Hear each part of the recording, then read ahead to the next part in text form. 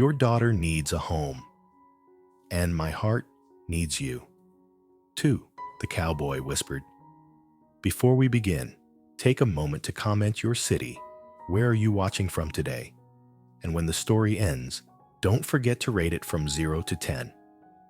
Now settle into a quiet place, breathe deep, and let the whispers of the Wild West carry you into tonight's tale. Outside Miller's General Store in Cedar Ridge, the late autumn wind whistled through lifting red dust in restless swirls. Wooden doors along the street stayed shut tight as if to drive away the presence of a stranger woman and her little child. Mary Whitfield sat on the steps, her thin shawl drawn close around her shoulders, yet still not enough to shield little Clara from the cold. For 3 days, she had knocked on door after door, offering to mend, to wash, to cook. At first, folks showed a trace of pity, but soon they only shook their heads, closed the door, and left mother and daughter to the wind.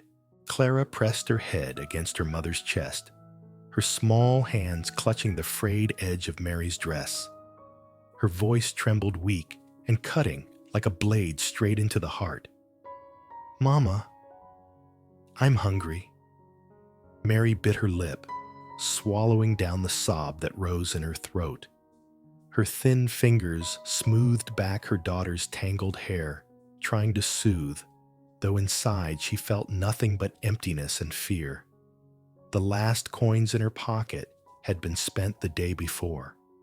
Ahead of her stretched only a road with no end, no way forward. And then, in that darkest moment, footsteps sounded slow, steady, heavy on the wooden boardwalk. Mary lifted her gaze. A tall figure approached his wide-brimmed hat, shadowing half a sun-browned face. With each step, the faint jingle of spurs mingled with the whistling wind. In the depth of the cowboy's eyes, time itself seemed to slow. Mary drew her daughter close, her heart tightening and yet quickening too. For something in her spirit told her clearly fate was walking toward her. Part 1. A blunt proposal. The main street of Cedar Ridge lay still beneath the dry noon wind. Red dust clung to the windows of the saloon and slipped into every crack of the weathered boards on houses that had seen too many seasons of prairie storms. On the steps of Miller's General Store, Mary sat with her arm around little Clara, trying to share what warmth remained. The girl dozed fitfully, her breath shivering each time the wind swept past. From far off came the heavy thud of hooves, followed by the faint jingle of reins. But soon that sound faded, replaced by the steady tread of boots across the old boardwalk. Each step seemed to echo inside Mary's chest.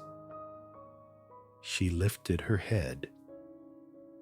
Through the swirl of dust, a tall figure appeared. The man wore a wide-brimmed hat, a trail-worn coat, heavy with road dust, and scuffed boots, with spurs that glinted as he walked. His eyes were quiet gray, as the October sky, yet softened when they fell upon the sight of a mother and child huddled against the cold. Mary instinctively tightened her hold on Clara, the reflex of a stranger woman in a strange land. The man stopped, touched his hat in greeting. "Ma'am." His voice was low, rough-edged, steady. She nodded, slightly wary of saying more. Days of rejection of closed doors had left her cautious, guarded as if by iron hooks around her heart. After a pause, the man asked, "You just come to Cedar Ridge?" Mary swallowed, forcing her voice to stay calm. "Yes. My daughter and I arrived Monday. I'm looking for work. Sewing, cooking, washing. Anything at all." He gave a slow nod. His sun-browned face stayed still, but a flicker of thought passed in his eyes. Then he removed his hat, revealing black hair streaked with gray, and spoke again. "My name's Ethan Cole. I live out at Double C Ranch, about 5 miles from here. I'm a widower. Lost my wife 2 years back." Mary blinked, startled by the sudden intimacy of his words. But before she could respond, the next sentence struck her still. His voice grew rougher, every word hammered like nails into the wooden boards beneath their feet. "Your daughter needs a home, and my bed needs a wife." Mary froze blood, rushing hot to her face. She sprang up, clutching Clara close. Passers-by slowed their curious glances, rising like smoke at the boldness of his statement, as though they had overheard a confession too brazen for daylight. "Sir, what did you just say?" She stammered, her voice breaking with shock. Ethan did not retreat. He lifted a hand slightly, a gesture of calm. "Hear me out. I'm no man of haste or dishonor. I mean a marriage proper before God, before the preacher, a roof for you and the child, a wife, a partner for me." Mary's breath caught. The words felt raw, stripped of all grace, yet their very plainness left her reeling. A young widow, wandering with her child, still mourning her husband, and here in the middle of town, a man was asking for her hand. Whispers spread around them. Mary's eyes stung with shame and helplessness. But when she dared look up, she found no mockery in his gaze. Gray, unyielding as stone, his eyes held nothing low or cruel. They carried only truth spoken without apology. "Are you mocking our misery?" She whispered the words, sharp and trembling. He shook his head. "No. I've lost a wife. I've a daughter still needing guidance. My ranch needs a woman's touch to be a home. 300 acres, a solid house, cattle enough. Not wealth, but a decent life. I speak plain. I'm no man for fancy words, but I know this your need and mine are the same." Mary sank back onto the step, her mind a storm of clashing thoughts.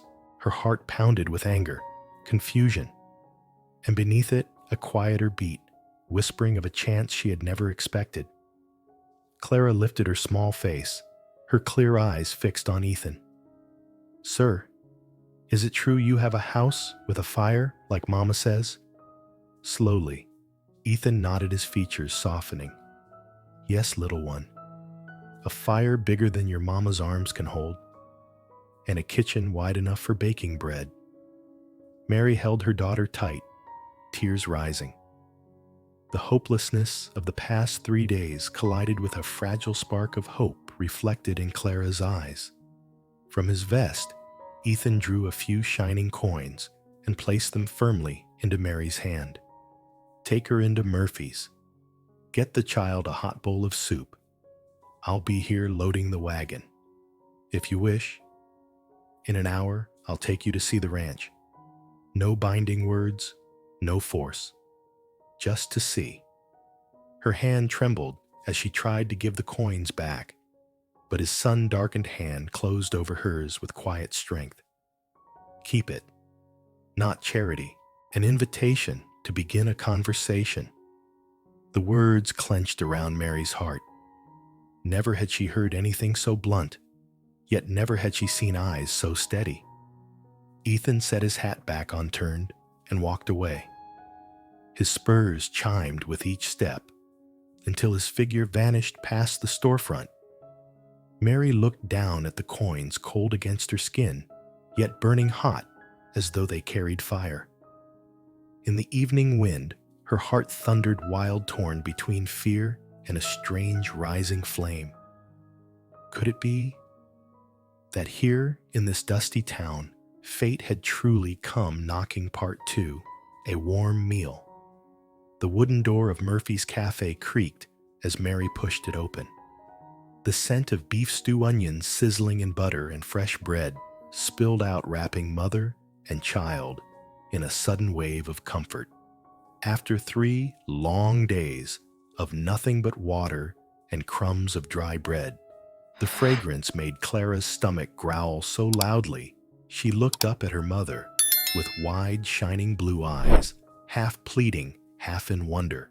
Mary squeezed her daughter's small hand and gave a faint nod.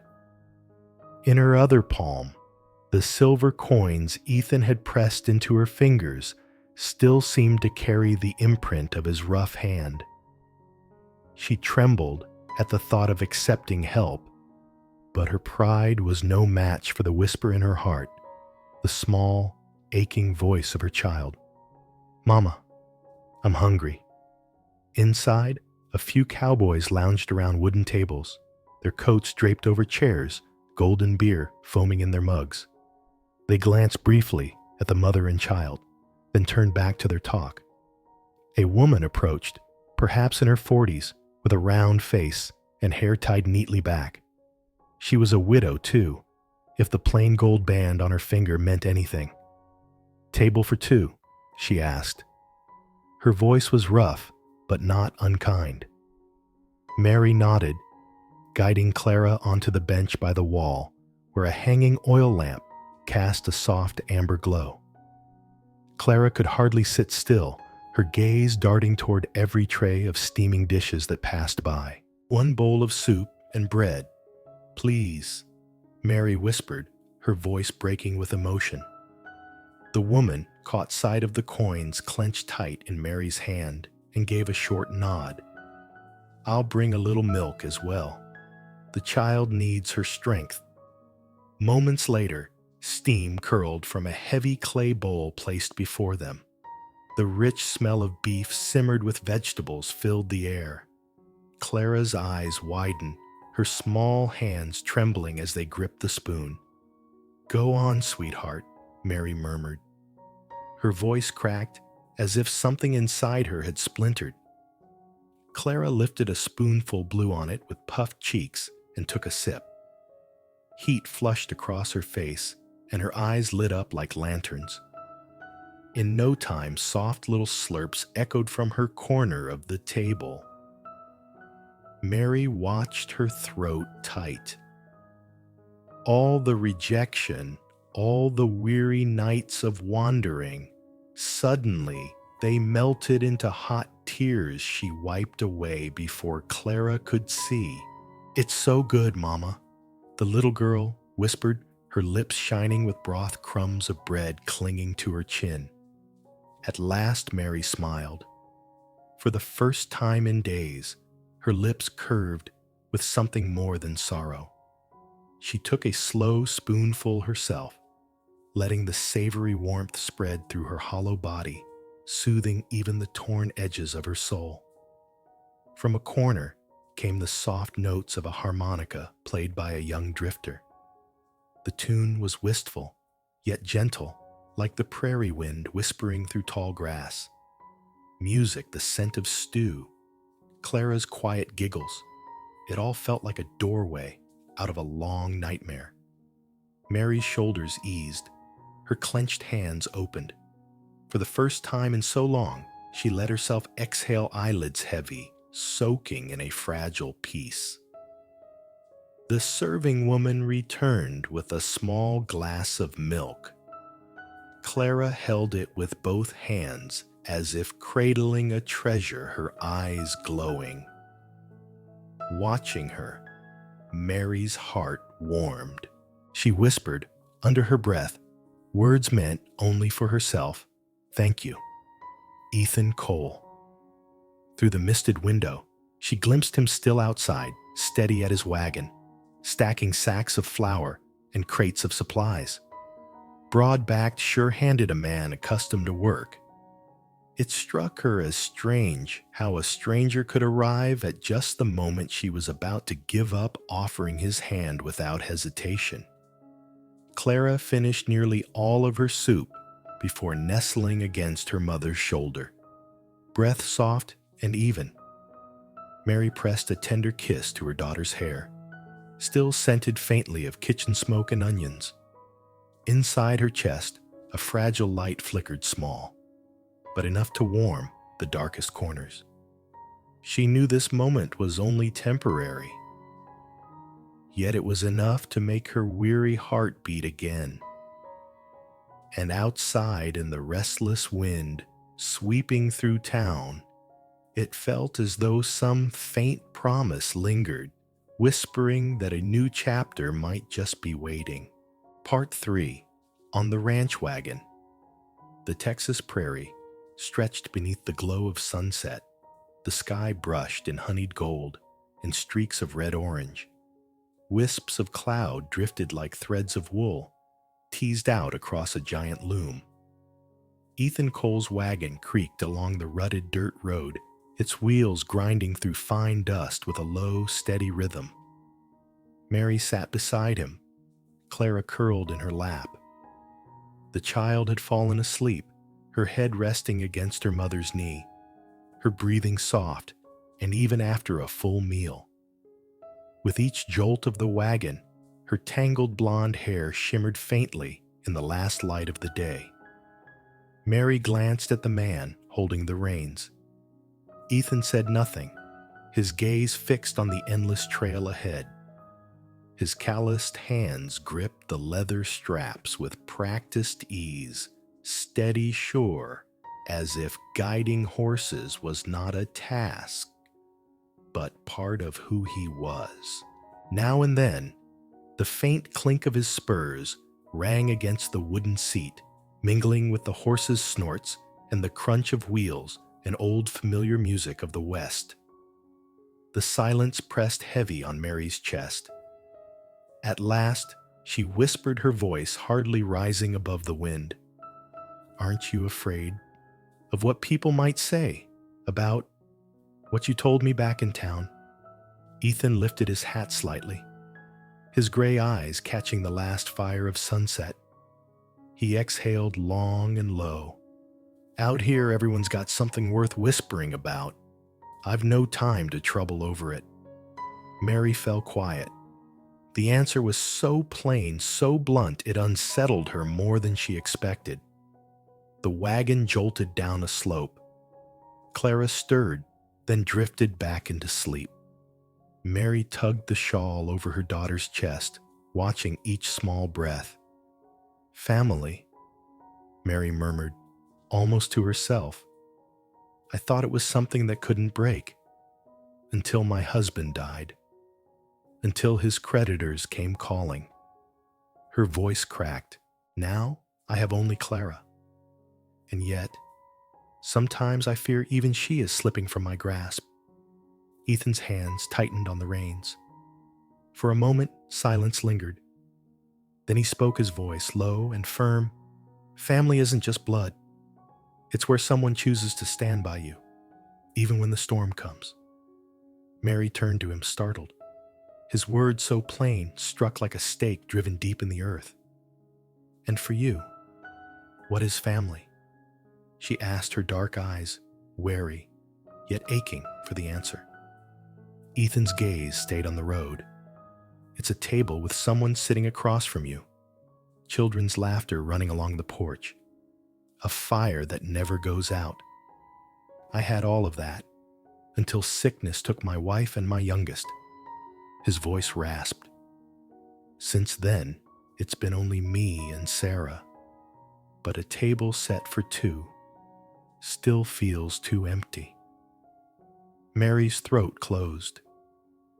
In his husky tone, she heard not just grief, but years of silence, years of holding it in.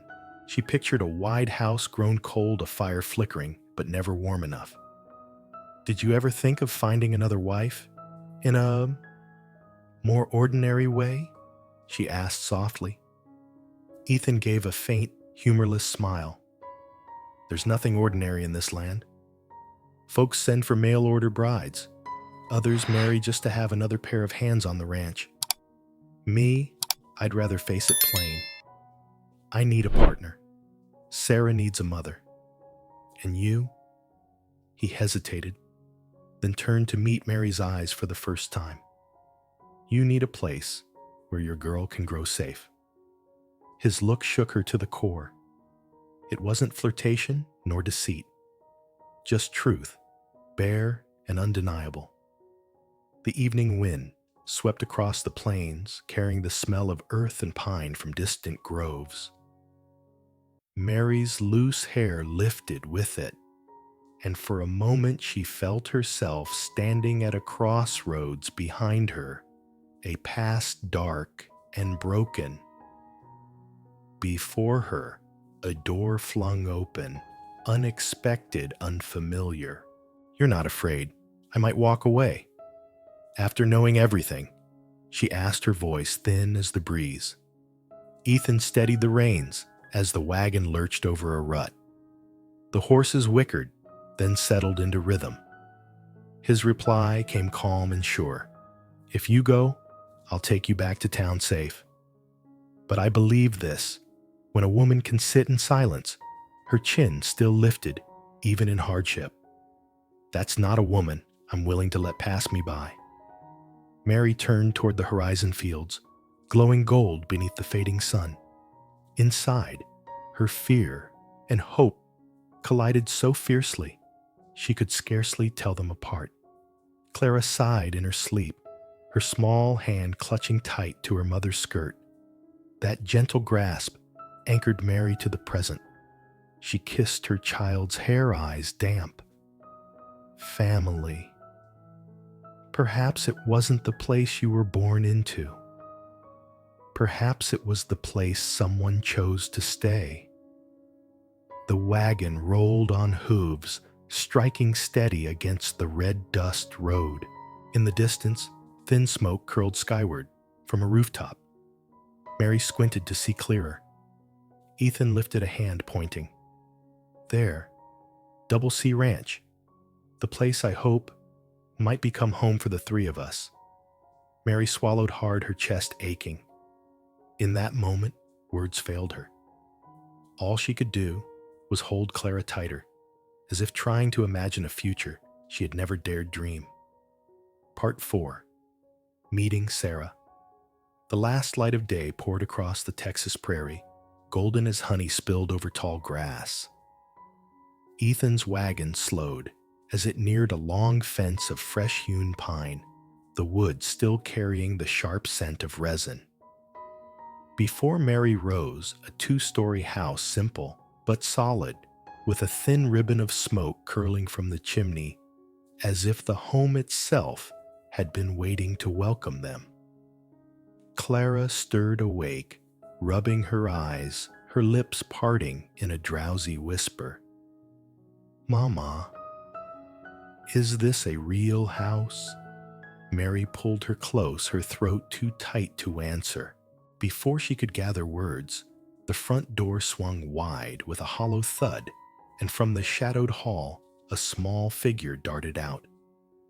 A girl of about 9, dark hair, braided into twin plaits, dashed barefoot across the yard. Her cotton dress fluttered with each quick step. She stopped short at the porch, breathless, her gray eyes, so like Ethan's, wide with curiosity. "Papa." "Who's that?" Ethan's big hands were unexpectedly tender as he lifted Clara down from the wagon, as though he'd long known how to cradle children. "Sarah, this is Mrs. Whitfield and her daughter, Clara. They'll be staying for a while." Sarah narrowed her eyes, studying mother and child from head to toe. There was no shyness in her gaze, only the practiced watchfulness of a girl who had learned to measure the world carefully. Clara clung to her mother's skirt, her tiny fists knotting the fabric.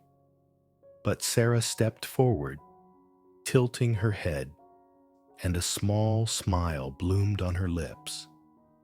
"How old are you?" she asked, not in suspicion, but as if extending a hand. "7," Clara whispered, still unable to meet her eyes. "I'm 9, Sarah declared proudly. "Do you know how to ride a horse?" Clara shook her head. "That's all right. Everyone learns here. Papa says girls have to ride as well as boys. So when the wind rises, you won't be afraid to fall." Clara's eyes brightened, For the first time in many days, her grip on Mary's skirt loosened. She took a small step toward her new friend. Mary watched her heart aching. The long miles of weariness seemed to dissolve at the sight of her daughter's first faint smile. Sarah turned toward Mary, her tone polite but firm. "I'll show her our room." Ethan cleared his throat, but his eyes softened. It was clear Sarah had grown used to carrying more than a child's share of responsibility. Together, they stepped inside. The house smelled of pine and hearth smoke. Firelight flickered from the stone fireplace, casting two shadows, one small, one taller, dancing side by side upon the wall. From a shelf, Sarah pulled down an old toy, a wooden horse, rough-hewn but clearly treasured. She placed it gently into Clara's hands. "This is Lucky. Take him. He'll carry you all over the ranch if you know how to imagine." Clara giggled a bright wind chime sound that filled the room like sunlight. Mary pressed a hand to her chest, eyes stinging. How long had it been since she last heard that laughter? Sarah giggled back, and in no time, the two girls sat cross-legged on the floor, galloping the little horse in circles, their voices making the clatter of pretend hooves until the whole room seemed warmer, brighter. Ethan leaned against the doorway, silent, watching. He said nothing, but the way his shoulders eased and his breath slowed told Mary all she needed to know for a moment. Some empty space in his heart had been filled. Mary whispered, voice husky with hope, "Perhaps this is the beginning." The fire crackled. Outside, the night wind rose, stirring the grass into a soft rustle. But within these walls, children's laughter mingled with the quiet gaze of a widowed man and the trembling heart of a lonely mother. In that warmth, fragile and new, a family was just beginning to take shape, unfamiliar, delicate, but filled with promise. Part 5. The House with a Warm Fire. The parlor of the Double C Ranch was wide yet simple. The ceiling rose high dark beams polished by years of smoke and firelight. Wooden planks creaked softly underfoot, worn but steady. At the center stood a great stone fireplace nearly chest-high to Mary, its embers glowing red. The fire within cast not only light, but the very heartbeat of the house, filling the room with a steady warmth. Mary paused at the threshold, holding Clara in her arms. Her eyes wandered across every corner, the worn leather chair still sturdy, the faded red wool rug laid before the hearth. On a wooden shelf hung a few plain belongings, an oil lamp, a well-thumbed Bible, and a portrait of a woman with kind brown eyes and a gentle smile. Mary knew, without asking, that it was Ethan's late wife. Clara had woken rubbing her eyes, then gasped softly at the sight of the flames. "Mama, it's warm." Mary hugged her tighter, smiling through the lump in her throat. The fire's glow had already painted her daughter's cheeks pink, easing the chill that had clung to her for weeks. Sarah darted forward, quick and lively, spreading out a rug before the fire and beckoning. "Clara, come sit near the flames." At her mother's small nod, Clara stepped forward shyly. Soon, the two girls sat side by side, whispering their soft laughter, mingling with the crackle of burning wood. Mary walked further in her hand, trailing along a chair's armrest. The varnish had long since worn away, but the surface had grown smooth beneath time's touch. A faint scent of coffee drifted in from the kitchen, mixing with the perfume of burning pine. She closed her eyes for a moment, drawing a deep breath, letting the smell settle deep into her chest a fragrance not of wealth, but of belonging. Ethan moved about the kitchen, handling a blackened kettle with steady ease. His motions were slow, deliberate, sure. He stepped into the room, carrying a steaming cup of stoneware, placing it on the table beside Mary. "Coffee. It's all I've got to offer you tonight." Mary hesitated, then took it in both hands. The heat spread through her thin fingers. She sipped. The bitter taste struck her tongue, and tears welled unbidden. It was not just coffee. It was the taste of life returning. "This house," she murmured, her gaze fixed on the fire. "It reminds me of the place I once called home before everything fell apart." Ethan sat across from her, silent at first. Only the fire cracked. Only the wind sighed through the window slats. Then he set his hat aside, folded his hands, and spoke.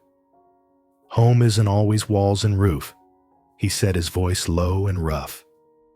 "Sometimes it's simply a fire and a few willing to sit around it. That's enough." Mary lifted her eyes to his. The same eyes that had startled her in town now seemed different, still direct, but no longer cold. They were steady, glowing like coals, quiet, enduring, capable of warmth. Clara and Sarah giggled by the hearth, drawing shapes in the ash with sticks. Two little girls, 1, 7, 1, 9, already moving, as if they'd known each other forever. Mary let out a long sigh, not of fear, but of release.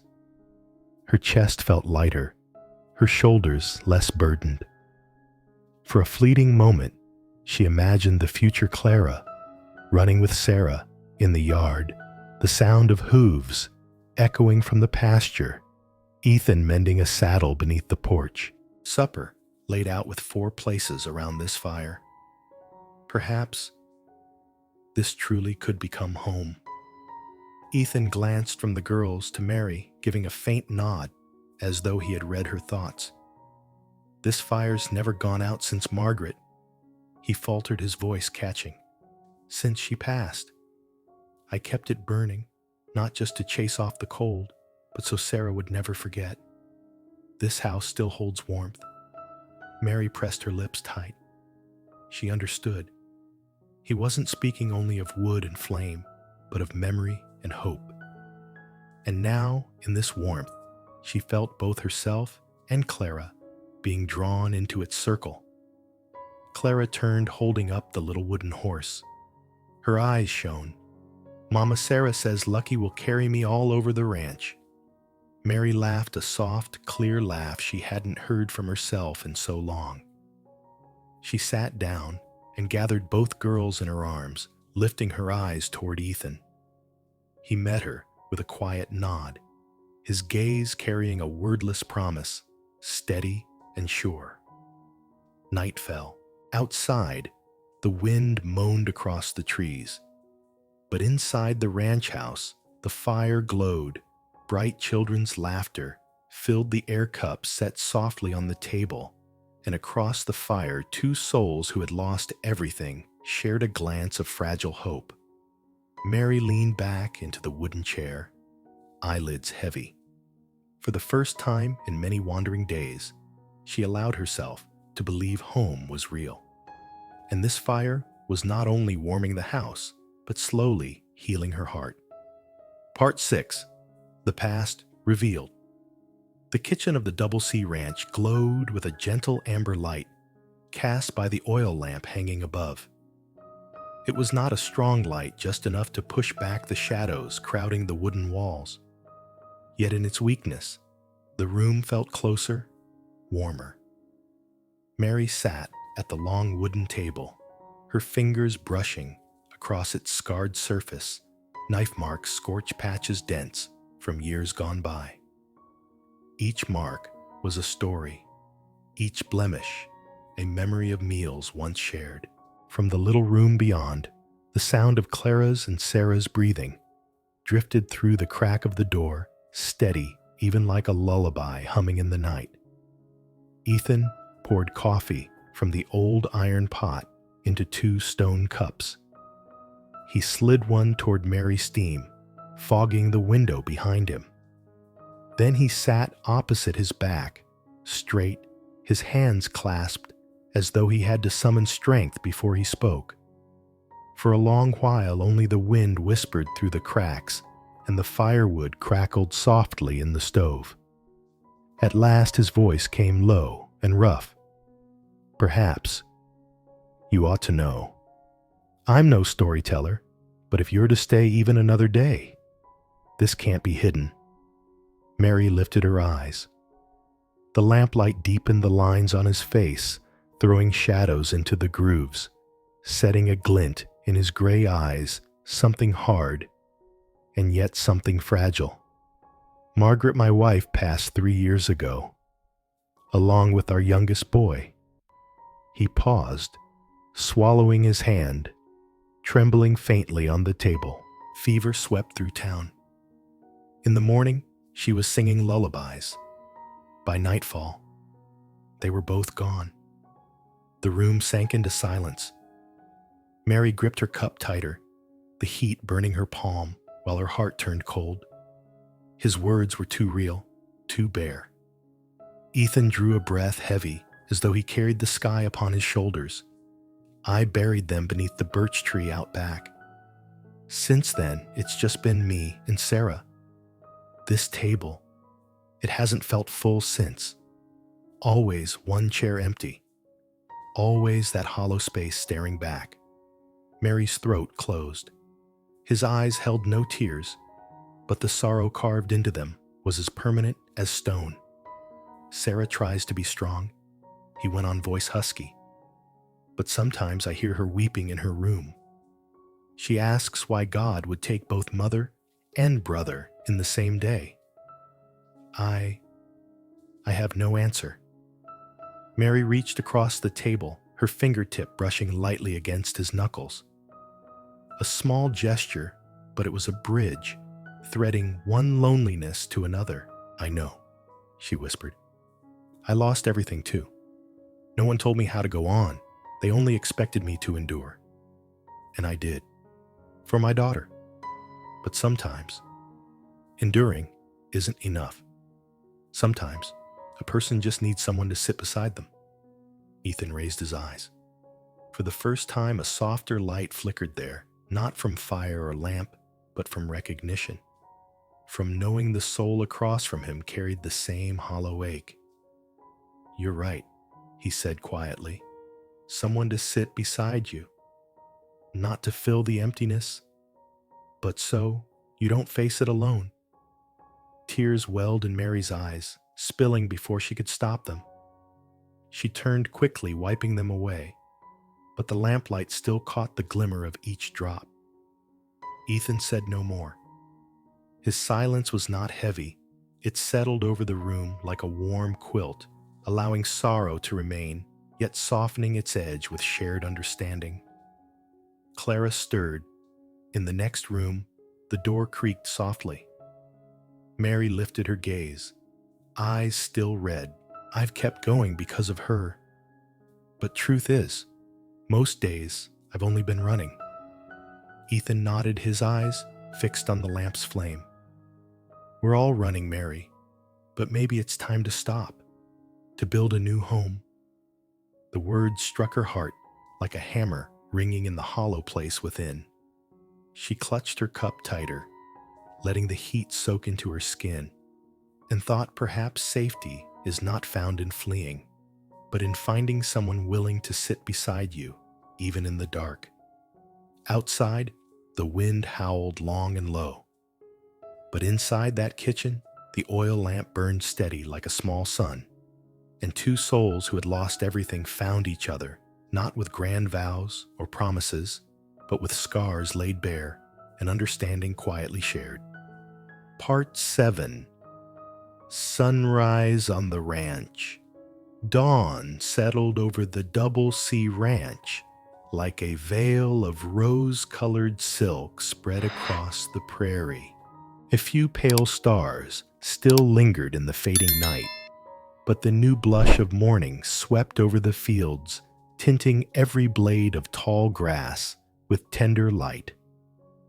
The air was crisp, carrying the scent of damp earth after night's dew mingled with the tang of horses, the faint smoke from the cattle barn, and the sweetness of fresh green grass. Mary opened the door and stepped down from the porch. Clara clutched her hand, her eyes wide with delight. She reached out to touch the glittering beads of dew along the wooden fence, giggling her laughter, bright as a small bell in the morning stillness. Ethan waited by the well, holding 2 wooden buckets. His hat shaded his brow, a wool sweater across his broad shoulders. The rough planes of his sun-darkened face softened in the new light. He nodded as Mary came near. "Breakfast is just a few minutes away. But before that, I'd like to show you both around the ranch. This place," his eyes swept across the endless horizon, "is my whole life. And if you stay, it'll be yours too." Mary stilled. The words "yours too" struck her not as courtship, but as an honest invitation. He handed her a bucket. "Help me draw some water, so you'll see how each day begins." Mary pulled the rope, listening to the squeak of the pulley, then lifted a pail brimming with cold water. The surface mirrored the pink sky, shimmering like glass. Clara squealed, dipping her tiny hands and shivering with the chill, before laughing out loud. Together, they walked toward the stables. Horses nickered their warm breath, rising in clouds against the cold. Sarah was already there, hair tied back, a bundle of hay in her arms. With practiced ease, she tossed it into the mangers, her movements so steady that Mary paused in surprise. "You do this every morning?" Mary asked. Sarah nodded proudly. "Papa says a ranch won't wait for anyone to sleep in. When the sun's up, the work begins." Clara's eyes shone. I want to try too." Sarah grinned, handing her a small bundle. Clara wobbled under the weight, carried it to the trough, and stretched to place it inside. The horse bent its head, snorted, then began to chew. Clara jumped back, startled, then broke into giggles, her hands still trembling. Mary pressed a hand to her chest, joy flooding her. The joy of a mother watching her child live, learn, and belong. Ethan stood behind them, his eyes lit with quiet pride. He didn't step in, only let the girls try on their own. But his face eased his broad shoulders, lowered as if some burden had finally lightened. When the chores were done, he led them to an old garden patch. The soil was cracked in places, yet darker earth showed through beneath the weeds. Mary knelt, scooping a handful of dirt. Its scent rose rich and full, promising life. "This soil, it's still fertile," she whispered, eyes bright. "If we plow and sow, it could yield again." Ethan crouched beside her, taking a clump of earth in his calloused hand, letting it sift through his fingers. "I know, but alone I can't keep it up. I'm used to rains and cattle, not plows. If you stay, this ground can live again. Sarah will have fresh greens, soup will taste better, and you'll see, it'll be yours too." Mary lifted her eyes, meeting his steady gray gaze. There was no pressure there, only a simple offering, and that simplicity struck her deeper than any flourish could. Nearby, Clara plucked wildflowers, tucking them in her hair, while Sarah helped straighten them.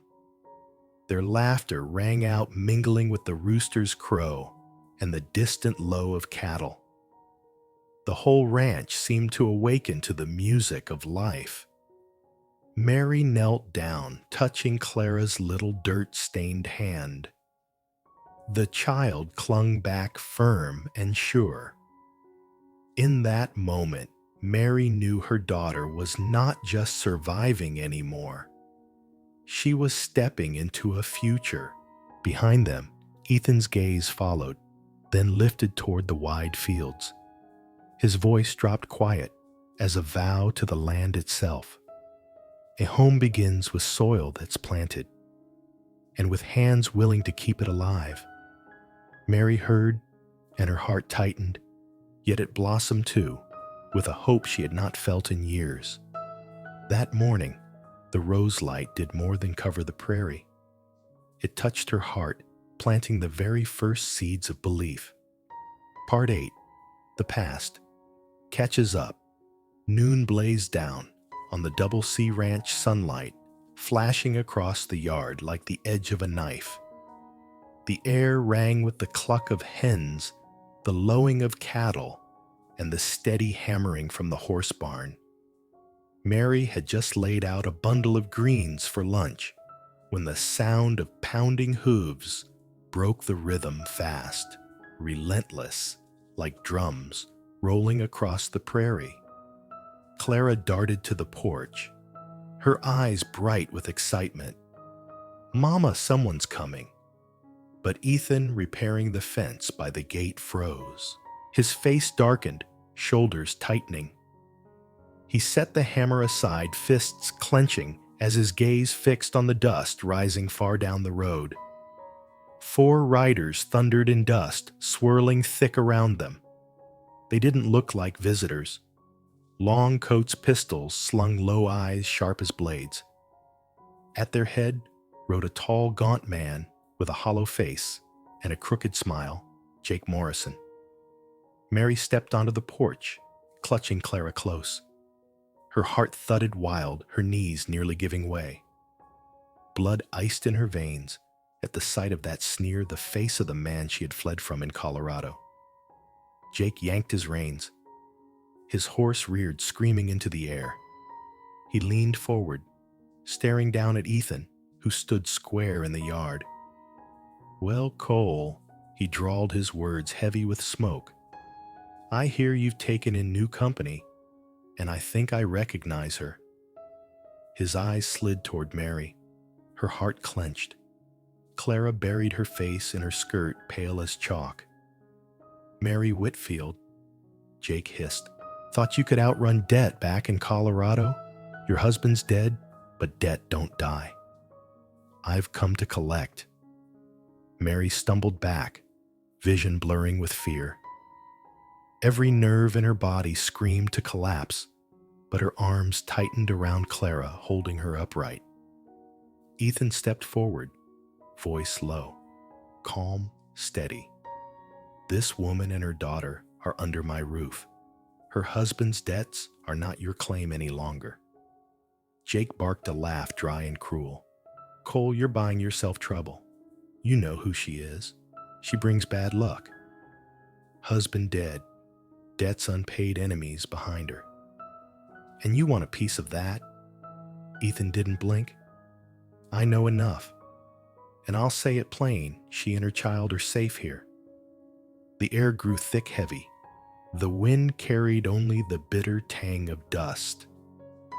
Jake's men shifted hands, dropping close to their holsters, eyes glinting like steel. Mary trembled. But then she saw something, quiet movement at the edges. Ranch hands of the Double C had stepped forward, emerging from barn and smokehouse rifles in hand. They spread across the yard, silent, steady. Their eyes fixed on Ethan, their stances forming an unspoken wall. Clara tugged at her mother's sleeve, whispering, "Mama, are they protecting us?" Mary nodded, tears spilling down her cheeks. In that moment she felt it, the circle of safety closing around them, built not of stone, but of loyalty and resolve. Jake's jaw tightened. He spat into the dirt, his voice sharp as a whip. "Fine, but hear me, Cole. I'll be back. And next time, I'll want proof. If she's truly your wife, Then let me see the papers, the ring, the preacher's word. If not, we'll take her, and nothing will stop us." Ethan's jaw set hard, his eyes like steel. "You'll have proof, but when you return, you won't find this woman alone. She belongs to this home and under my protection." Jake growled, yanked his reins, and his horse spun in a whirl of dust. The others wheeled with him, and the 4 riders thundered off, leaving smoke grit and a silence thick with unease. Mary's legs shook beneath her. Only then did she realize how close she was to collapsing. Ethan turned, his eyes softening, though his voice stayed firm. "I promised you time to decide. But now you see, they'll be back. And the only way to keep you and Clara safe is for you to be my wife." Mary's voice caught no words rising past her throat. Fear still clung to her, but in his gaze, she saw something unyielding, not empty promise, but a shield, an oath sworn with his very life. Clara wrapped her arms around her mother's waist, whispering through trembling lips, "Mama, I want to stay. I want to stay here with them." Mary bowed her head against her daughter's hair, tears blurring her sight. In the dry prairie wind, she knew the past had caught up. But so had the future, if only she had the courage to take his hand. Part 9. A steadfast vow of protection. The yard of the Double C Ranch still shimmered with red dust after Jake Morrison and his men had ridden away.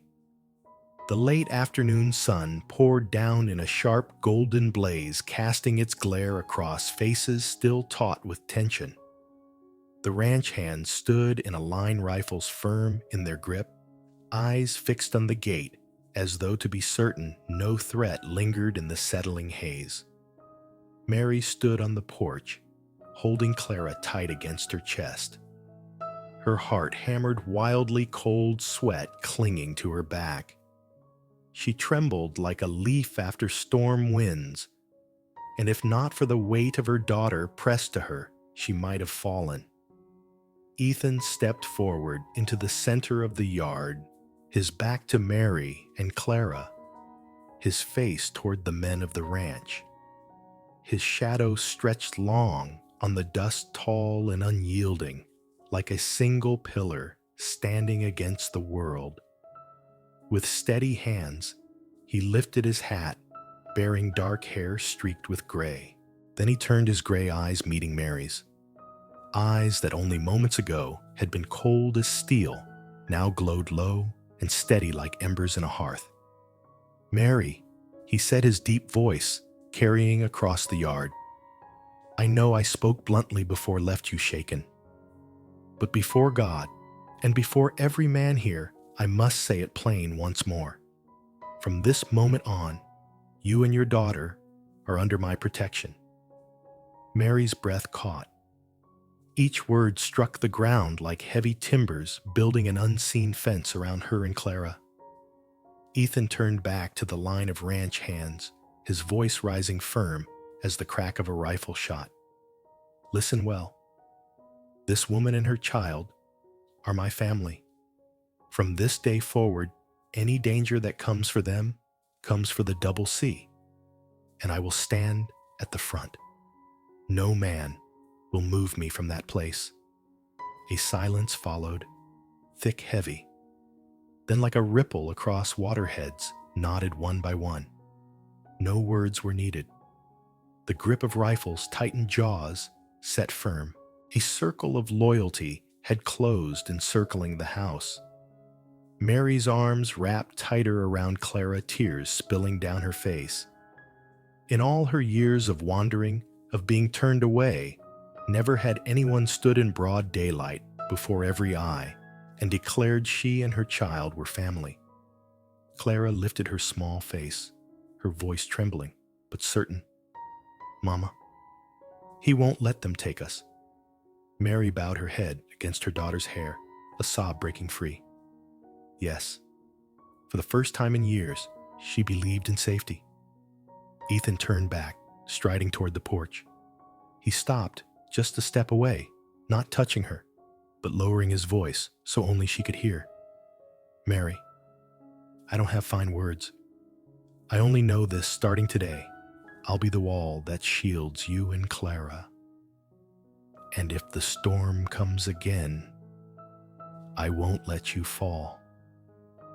Her shoulders shook, not with fear, but with the ache of a heart finally sheltered after so long in the wind.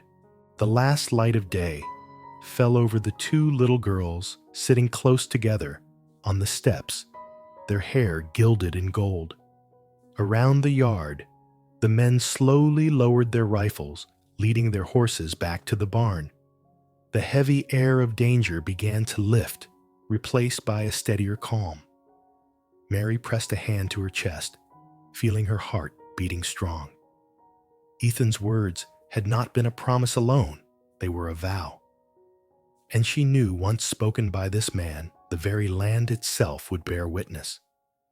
In the whisper of the evening wind, she breathed out almost too softly to hear, "Perhaps I've truly found home." Part 10. A lifelong decision. Sunset spilled over the Double C Ranch like golden honey poured across the prairie. The glowing light bathed each blade of grass, set the fence rails aflame with red, and stretched the house's long shadow across the dusty road. From the distance came the low of cattle carried on the wind, mingling with the gentle chime of the bell swaying on the porch, a quiet hymn of evening. Mary stood on the porch hands, resting on the smooth railing worn by years. Below, Clara and Sarah played in the yard, their hair glinting in the last rays of sun. Clara threw her arms around Sarah, both girls laughing so freely that their joy seemed to drive away the dark shadows of the past. Ethan stepped from the doorway, the scent of smoke still clinging to his shirt. He set his hat aside and stood beside Mary, silent, gazing out across the fields. Tall, strong, yet softened by the golden light, his presence seemed carved into the land itself. For a while neither spoke. Only the whisper of birch trees stirred in the breeze behind the house. At last, Mary's voice broke, the quiet, low trembling, but clear.